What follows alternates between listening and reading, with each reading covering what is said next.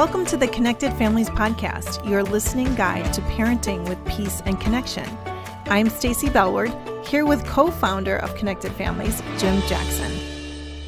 Hi, everybody. Welcome to the Connected Families Podcast. We're so glad you're here with us. I'm Stacy in the studio with Jim. Hi, Jim. Hi, Stacy. Good to be here today. Yeah, it's good to be here. We're in the middle of this 10-part series on what should I do when? What should I do when my child won't do what I tell them to do when I tell them to do it? Right. What should I do when my child just says no? What should I do when my child, what's today's again? Lies to me? Yes. What should I do when my child lies to me? Uh-huh. Have you ever had a child lie to you? Yes. Yeah, me too. I remember some ways I've responded that I wasn't so pleased with. I know it. Yeah. I know it. We all have, haven't we? Yeah, we all have. Yeah. We all have. I remember being told as a youngster, because lying was one of my gifts. Was it? My gift gone awry was creativity and courage and the wit and the wisdom to remember what I'd said and stand behind it 3 days later. I mean, I became pretty good at this. Yeah. But I got caught and got told definitively in big, bold letters, "You're a liar." Ooh. And I was like, oh, well, if I'm a liar, then what should I do? I guess I'll lie some more. And I got really good for a long time at telling things that weren't true. Mm-hmm. Well, I know that when parents hear it and they know it's a lie, it's very hurtful. Yeah. There's a lot of It's emotion hard. there, and we're going to unpack a little bit of that today. As always, we bring in our Connected Families staff people to help us on these different conversations. And today we have Chad Hayenga with us. Hi, Chad. Hey there. It's good to have you with us. Great to be here. Chad is a parent coach here at Connected Families, meeting with lots of people every single week, one-on-one, over different formats on the phone and video calls. And I'm sure, Chad, that you have dealt with this topic over some of those coaching calls. Yeah, if there's one thing that drives parents bonkers and starts to project negative futures for their kids more quickly than anything, it's lying, right? Really? We've Yeah. got to get this under control now. And if we don't get it under control now, where's this kid going to be? And all the feelings, right, that come out from this child who's lying to me right now. I'm feeling the feels right now, even as we're starting to talk about it and think about this, right? There's a lot of fear that a parent will feel. So we're going to get into that in a minute. But, you know, we like to start off these conversations answering the question really quickly for parents who just have a few minutes and we want to just give it to them. So what would you say? What's the quick answer to this question? What should I do when my child lies to me? I think starting off with an understanding of what am I doing in response to my child? How am I reacting? Usually as parents, we're not responding in a thoughtful way. It's a big reaction. And so think about your big reaction and your big emotions like fertilizer. It's going to grow. Fertilizer grows what you put on it. So if you put big emotional intensity into your child who's lying, you're lying, that's not okay. Yeah. You will likely get more of that. We focus in on the lying. I would ask parents, does your child lie more or tell the truth more throughout the day? Good question. And the answer to that, I think, is really important because we can put big intensity and energy into their truth-telling, which I would suggest happens way more often than lying. Find your kids telling the truth and reinforce it with your big intensity, with your energy.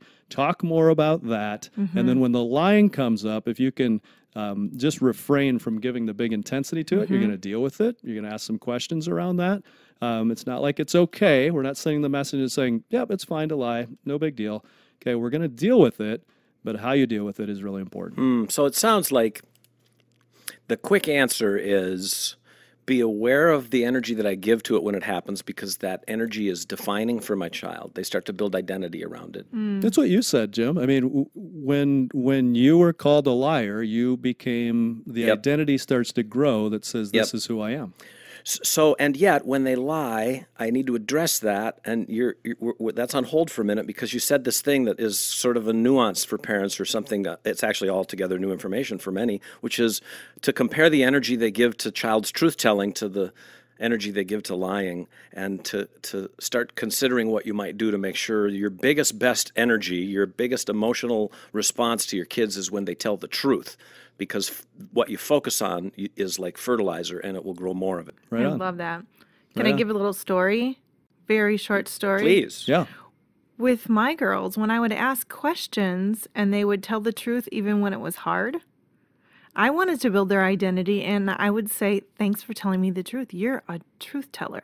Yeah. Right. And I grew that in them. Yeah. Yeah. So that's what we're getting at here, right? Yeah. Well, and as I dealt with children in our home who struggled, one particularly, with telling the truth, to be able to then start to acknowledge, you tell the truth, and the impact of that is more trust in our relationship. And I love how that trust feels. How about you, buddy? Yep. Those are little snips, I think, of giving energy to the truth-telling stuff. Yeah, and when I work with parents, they're asking in a lot of ways for scripts. Like, what should I be doing? We can get so paralyzed, right? And parents will say, "Well, I understand what I'm not supposed to do."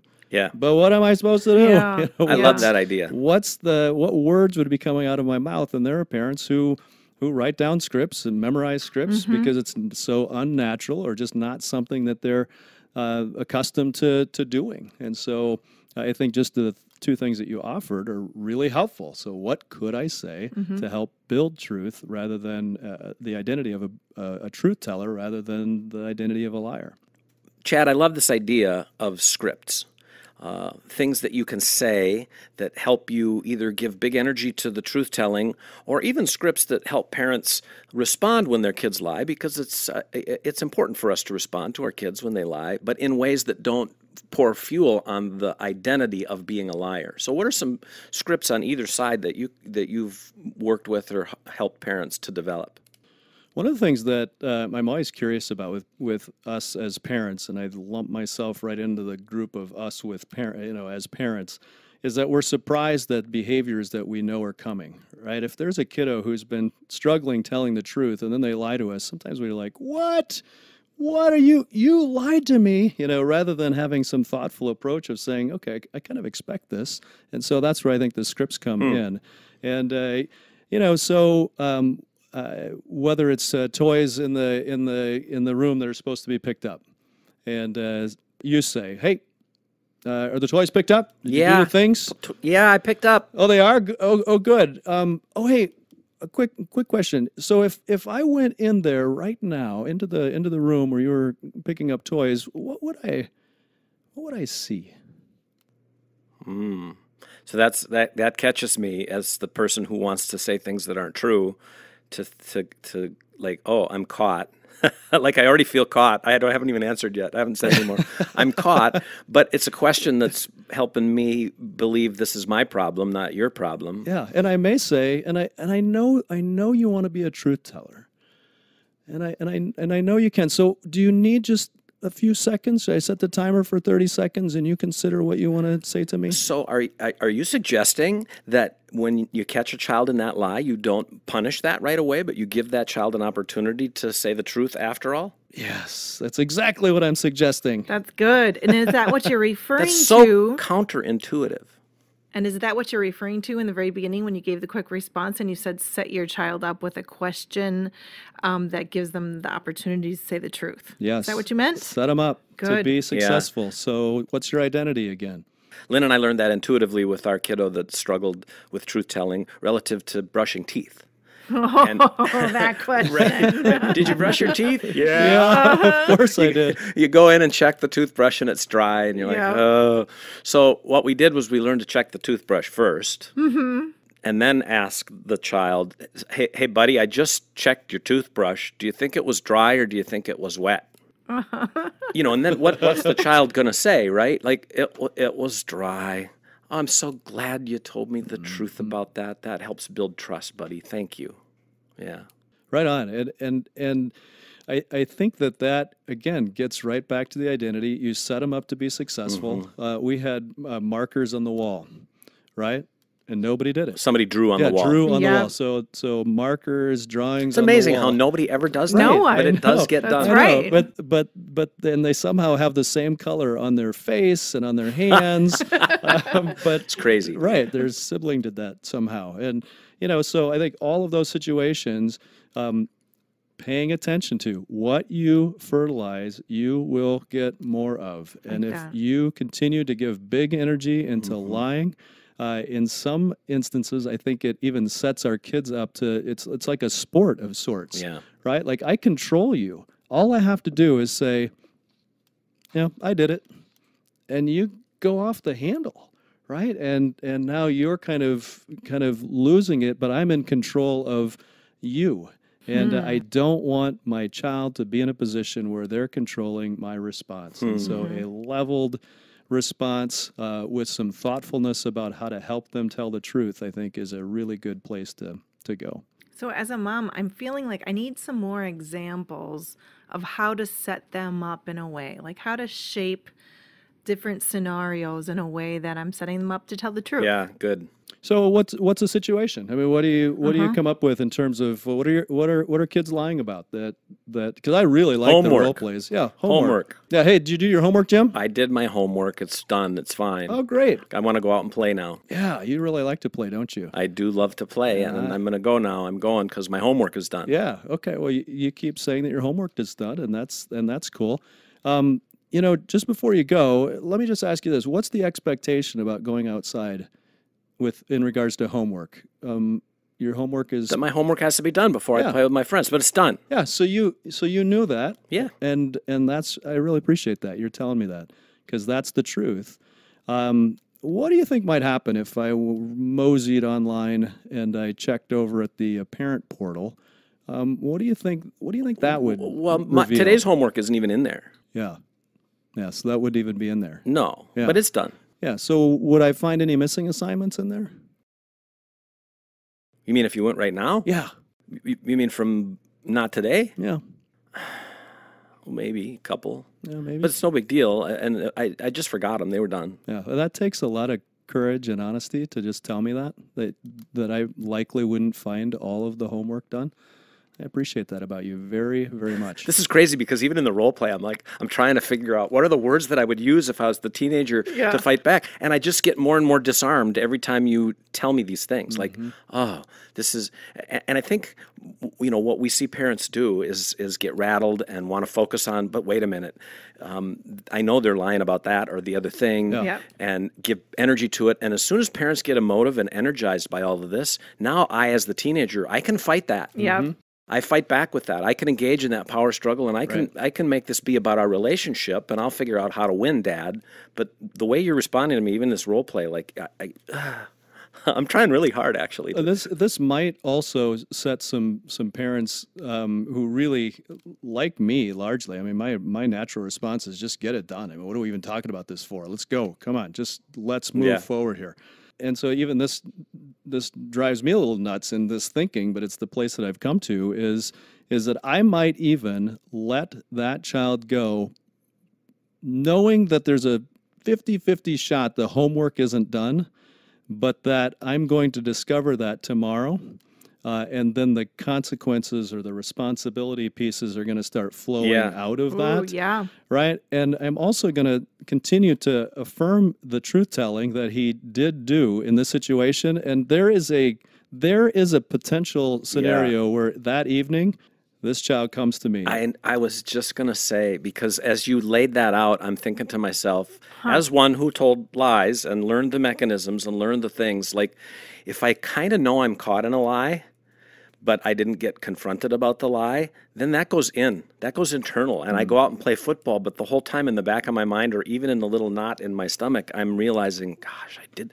And that's where the Holy Spirit can get a hold of a youngster, is in that space where they get to live with being caught but not being confronted, if that makes sense. It does. And the Holy Spirit is a really good convictor of sin. Right? Yeah. Better than me? I am not. I have worked really hard at that, and the results are really awful. Wow. Right? And so I think in that space, there is an opportunity for that child to to be convicted and come with humility and be a truth teller again. Yeah. What a profound way to think about this. And this is the sort of thinking that we really queue up in our Discipline That Connects online course from start to finish. Yeah. How do we understand that our focus is fertilizer, and how do we give our best focus to these 4 powerful messages? Stacy, say a little bit about the course that is available to folks coming up. Yeah, Jim, the Discipline That Connects with Your Child's Heart is an 8-session course that's online. People all around the world can take it. We offer it for individuals and for small groups. Small groups start anytime that you want. You can get together with your friends or people at church and start that course. You can find the course and all of the details about it on our website, connectedfamilies.org. I'm the moderator of the course, so I just love walking people through. We call it our framework. And I've heard so many testimonials of parents who have learned this biblical approach to connecting with their children in the middle of discipline. They feel like they are gaining peace and confidence in the midst of the hard things that they're walking through. And so we want you to go to our show notes. You can find out more information about that and take advantage of that. Yeah, and we built it, much like what we're talking about here in the context of lying, to show parents how even when their kids misbehave in any myriad of ways, that they can leverage those times to strengthen their relationships with their kids rather than whittle away at the strength of the relationship. So we invite you to take a look at that. Right. We go into depth on lying, don't we, in the course? So, Chad, I want to get back just in the closing couple of minutes here to that parent who's listening to this and thinking, okay, these are all great ideas, but, my child just seems to lie. They don't have any remorse about it. They just go on to the next thing. If I catch them in it, even if I'm gentle and even if I'm kind, they just continue to lie and they continue to defy, and it's just eaten me alive. What do you, I mean, maybe as a wrap up, or is there anything nuanced that you can say to that parent? Yeah, when I coach with parents, I'll oftentimes reference the fact that the kid that you have today is likely the kid you'll have tomorrow. Okay, so there's not a lot that you're going to do today that is going to... They pay you the big bucks for this powerful ideas. Isn't it amazing? Yes.